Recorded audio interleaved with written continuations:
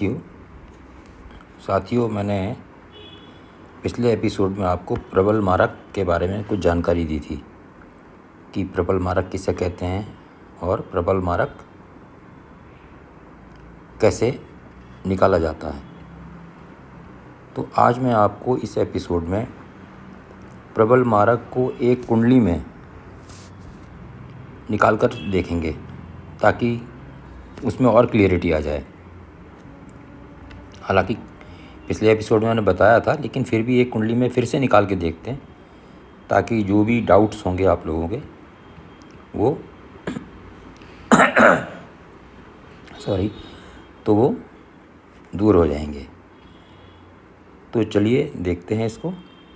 आपके सामने देखिए एक कर्क लग्न की कुंडली बनी हुई है ना, जिसमें लग्न में बुध और सूर्य बैठे हैं, द्वितीय भाव में शुक्र बैठे हैं। इस प्रकार से जो सारे 9 ग्रह जो हैं वो सब प्लेस्ड हैं। तो जैसा कि आपने देखा था, मैंने बताया था आपको कि कौन कौन से भाव होते हैं, दूसरा, तीसरा, छठा, सातवां, आठवां, 11वां, 12वां, जो कि हमको अशुभ फल थोड़े से ज़्यादा दे सकते हैं या उनको उस श्रेणी में रखा गया है ज्योतिष में।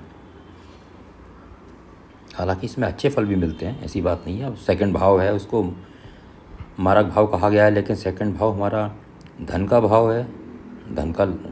धन हमारा बचत जो वगैरह है, वाणी है, कुटुंब है, सब सेकंड भाव से देखते हैं। तो ऐसा नहीं है कि ये सब भाव हैं तो इन भावों को कोई ख़तरनाक भाव है या गलत भाव हैं, ऐसा नहीं है। लेकिन फिर भी उनका क्लासिफिकेशन ऐसे किया हुआ है तो हमको उसी को लेके चलना पड़ेगा। तो अब हम यहाँ पर देखेंगे कि देखिए, अब इसमें जो स्वामित्व है किसका है, जो दूसरे भाव का स्वामित्व है, देखिए सूर्य का है, 5 नंबर की राशि है।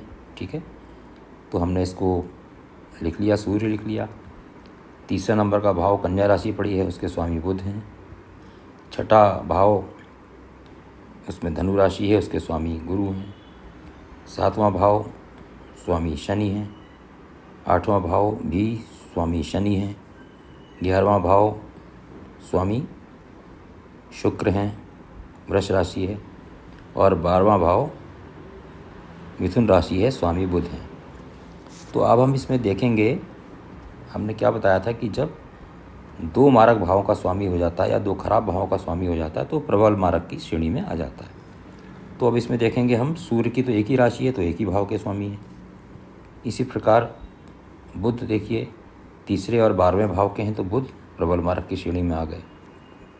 गुरु इसमें एक ही भाव के स्वामी हैं, छठे के, तो एक गुरु भी श्रेणी से बाहर हो गए। शनि जो हैं वो 7वें और 8वें 2 भाव के स्वामी होकर प्रबल मारक बन गए।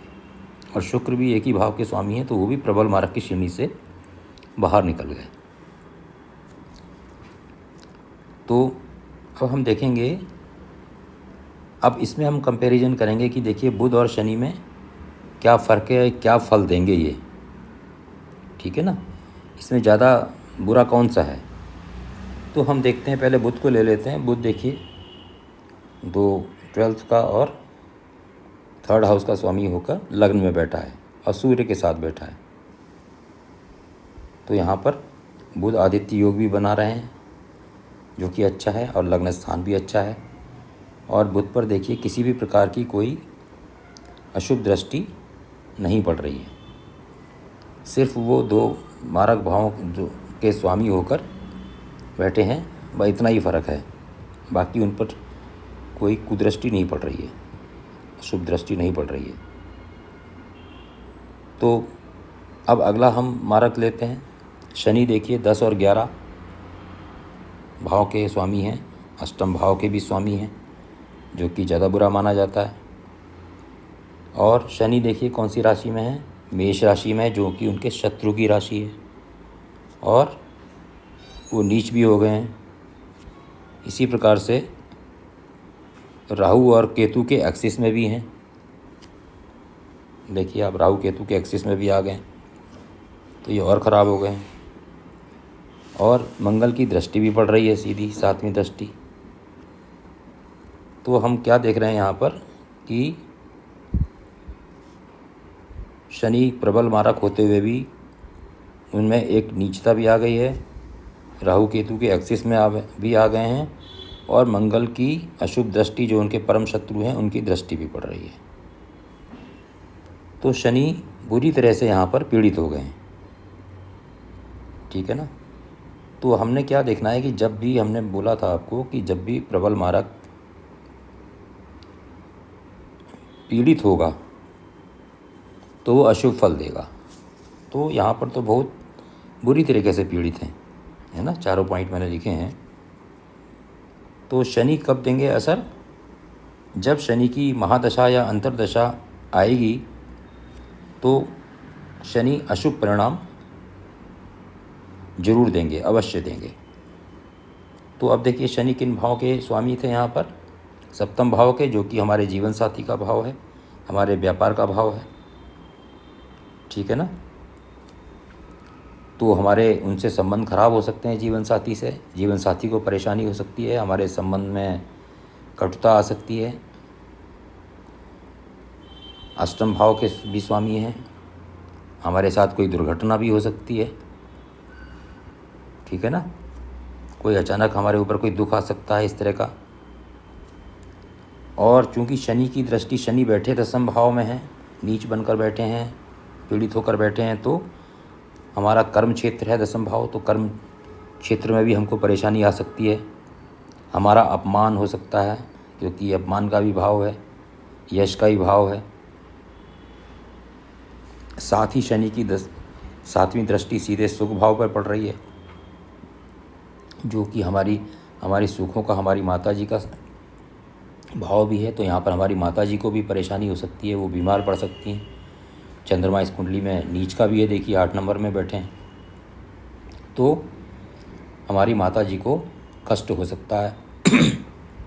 और माताजी वाले भाव में राहु और मंगल का अंगारक योग भी बना हुआ है, तो ये भाव भी अपने आप में पीड़ित है। साथ में मारक, प्रबल मारक की दृष्टि भी पड़ रही है, तो हमारी माताजी को भी कष्ट होगा। तो इस प्रकार के सभी फल हमको जब शनि की अंतर्दशा या महादशा आएगी तो हम इसको फल मिलेंगे। तो इसी प्रकार से हमको ये देखना है कि जो हमारा प्रबल मारक है वो किस भाव में बैठा है, कितना पीड़ित है, पीड़ित नहीं है, शुभ ग्रहों की दृष्टि है, तो प्रबल मारक का भी असर बहुत कम हो जाएगा, है ना।